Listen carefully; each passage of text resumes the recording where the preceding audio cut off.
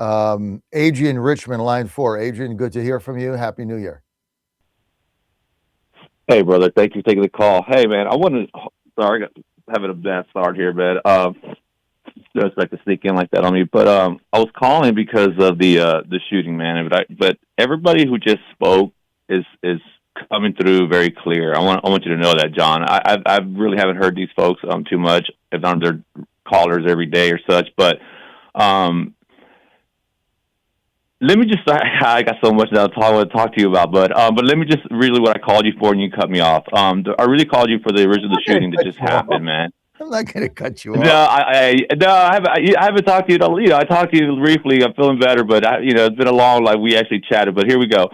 Um, this shooting, you know, I've said this to you once that you may not remember, but I've also said it to America's sheriff, and I said it to a few officers as well. And I'm not. I want people to think I'm coming off harsh on officers because I'm not. I grew up not being a fan of officers for particular reasons, and one day we can get into that if you like. But I have respect enough to obey and listen when needed, when it's appropriate, when I, move on. I don't advocate to hurt or dismiss or do anything bad to cops. I'm not that person. Our local sheriff, I actually know him pretty well because of my neighbor. They're good friends, so I know there's good cops. But the problem what I have with that video is what I preach about it. There are bad cops out there, and people don't want to believe that or maybe not think that, but they are. But what's worse is the good cops who don't turn into bad cops. What I mean is, where are the cops in this situation? The cops are supposed to be, or the deputies, or the troopers.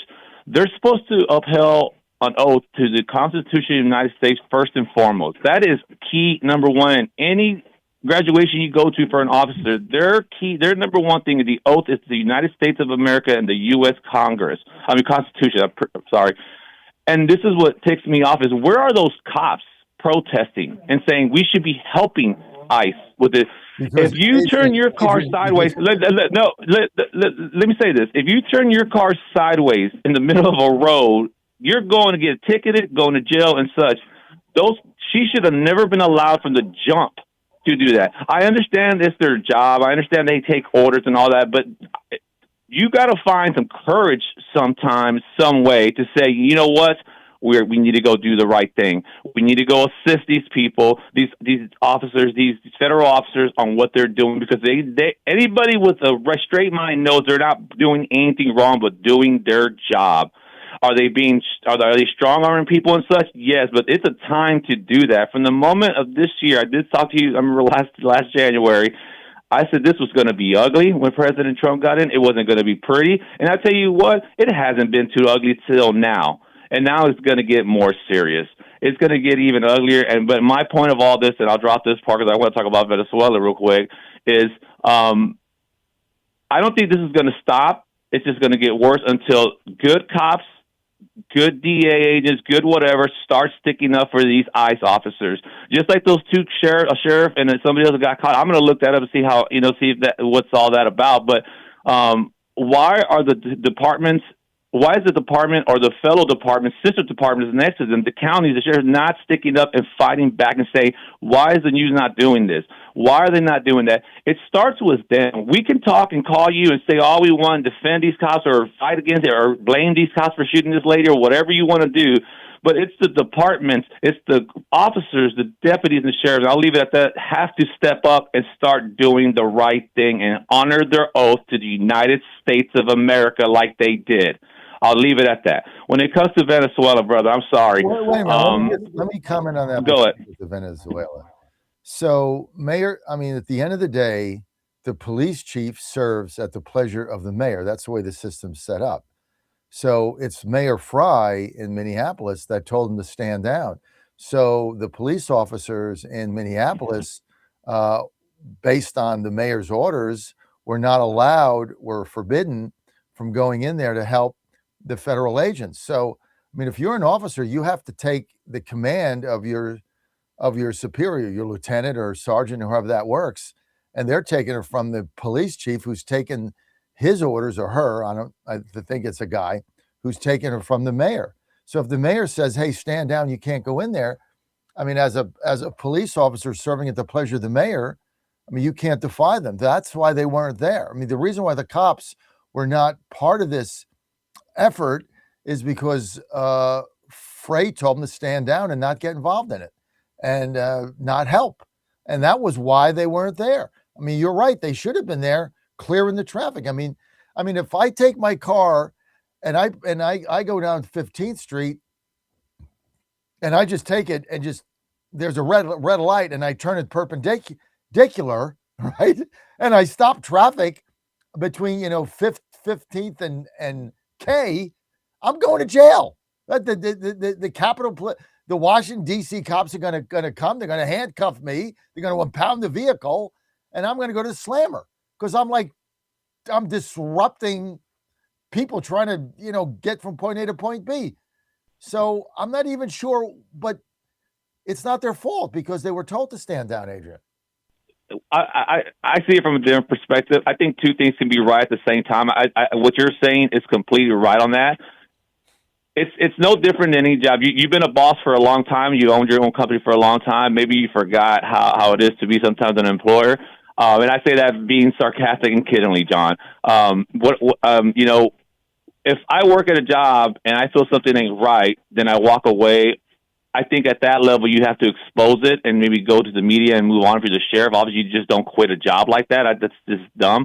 But to say it's defining an order and knowing what's right, you're the top officer of the state, county, whatever, and you want to sit here and say, I'm going to allow lawless to happen, that's a reflection on you no matter who your boss is. If you don't like it, then quit. You took an oath to the United States, John. He took an oath to the United, not to the mayor, to the United States of America first and foremost. That is key. That is key in this. Go ahead, John. Sorry. I think that the police chief or down the chain, lieutenants, sergeants, captains, should have defied the order of their superiors and went and helped ICE because that's what they were sworn to do. That's an interesting position. I'm not disputing it. No. Look, John, talk to when the sheriff comes on and you call any officer listening right now, any retired officer, their first oath is to the United States of America. And that is key. And I'm just saying that I'm not trying to be ugly and push that, but I am trying to nail it in people's head. That is the first thing that comes out of their mouth in most cases. Again, I haven't been to every graduation, but I've been to a few. If you hear their oath is they promise to stand up for the United States and the Constitution, and then they go the town of whatever or the city blah blah or the state constitution as well, the state constitution if they have one and such. And my point is, if that's factual, why are they not defining the orders? If a sheriff tells you, hey trooper, or hey deputy, I need you to go arrest that man. Why? I don't need you to know. Just go arrest that man. No. Sometimes you got to do some critical thinking quickly and say, are we violating this guy's rights? Are we doing something wrong? Yes, you're following orders. I get it, but sometimes you got to draw the line. And I think at that level, if sheriffs start defining mayor and say you are wrong on this, I guarantee you, MAGA, the American people, will see through what's going on and know we need tough officers to start standing up and doing the right thing and fight. We need tough mayors. We need tough, council people. It is enough time. Like you said, you want to bring it clear and straight. We need to start fighting back at their level. Once these mayors know they can't boss these sheriffs around and say, you know what, you're going to stand back and let these criminals commit crimes in front of everybody, they're going to start winning the argument. You have to start fighting back at a certain level, and if the troopers are not going to fight back, then we are going to lose. They can vote all they want, but you're seeing what's happened because there's lawlessness. And why do we have cops and officers and troopers? To protect us and fight this lawlessness. They're not doing that. They're not doing that. That's their number one job, to keep the people safe in your community, and they're not doing it. It's not keep the people safe until ICE comes. It's not keep the people safe and let them break the rules until DEA comes. That's not the way it works, John. You know that. It's common sense. I'm sorry. I'm going to calm down. It's common sense, man. I just don't get it why there's not enough good cops that will tell the bad cops to kick freaking rocks. I'm going to go do my job to protect the citizens of this country like I'm supposed to. I don't get it. How difficult it is make it make sense to me. Let's talk about fraud in Venezuela and such real quick. Look, brother, the same people who are protecting these frauders and all these things, it's funny to me, are the same people who got caught busting and using their debit cards. You know, if they would have never allowed these illegal immigrants and all these Somalians and whomever, whatever country you're from, I know they're just hot right now. If the American people would have narked on them out, they would have never got caught. I was unaware that 40+ million people were on EBT SNAP. But I mean, I knew people were on it. I grew up in the hood. I know how it works. But the truth is, I was just shocked with that number. And my point is make it make sense to me. The same people that are sticking up for the Somalians that are frauding America are the same people that got caught using EBT or got their EBT cut, or now they can't buy their snacks and goodies, and they're the ones defending them. We were unaware, just like we were unaware of what our teachers were teaching our children. We were unaware of all this stuff. This is all getting exposed, which is good, but I can't. You got to make it make sense to me. The people who are defending these folks are the same people who got caught because of the folks they were defending. It just blows my mind. And last but not least, you kind of mentioned the young lady with the car wreck. She talked about how an insurance company gave this individual insurance. That, John, I grew up in the hood. That happens. These folks know where to go. They know where they can work. They know where they can cash their checks. They know where they can hide. And once they take over a community, it's theirs. You cannot not change it. And I'll give you a perfect example. I grew up in Southeast Houston, but I went to school in Pasadena. It was a solid ISD at the time, and it was probably all white. There was another suburb called Deer Park. It was all mostly white. There was other areas around there. Can't think of all of them. But now you go there. I just went recently. Man, it's changed. Like the lady said, they have sandwich shops and everything, all in Spanish, all in their language. And I speak Spanish, and I'm a Latino and all that, and I can read and all that. So I don't feel that uncomfortable with it. But I know it ain't right. I know. If a white guy goes to that area, he doesn't read Spanish, he's not going to know exactly unless he sees a big McDonald's sign. These folks adapt and they move and they're like, I said this before to you, they're like army ants, man. Once they get in, man, they're in, and you can't stop it. And that's why they get away with fraud, because no one's there to narc them out or put the finger on them. But I appreciate the time, John. Thanks for letting me talk. Always good to hear from you, Adrian. You make some good points, and yeah, the one fraud begets the other fraud, which it's all about their army. And you said army ants. It's all about the left's army of voters, agitators, protesters. Wait till you see what NGOs descend on New York City, hire those Mandami communist volunteers, and anytime there's anything going on there that he doesn't like, the protesters are going to come out 20,000 strong, because now they're getting paid. And this is where we're at.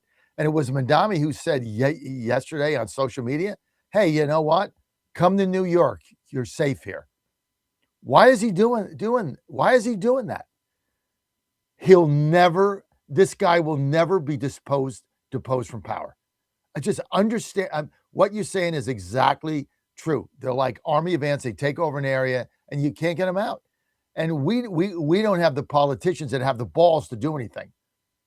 And you're right too about this. Nobody knew about any of this until it got exposed back from COVID in school, what your kids were being taught.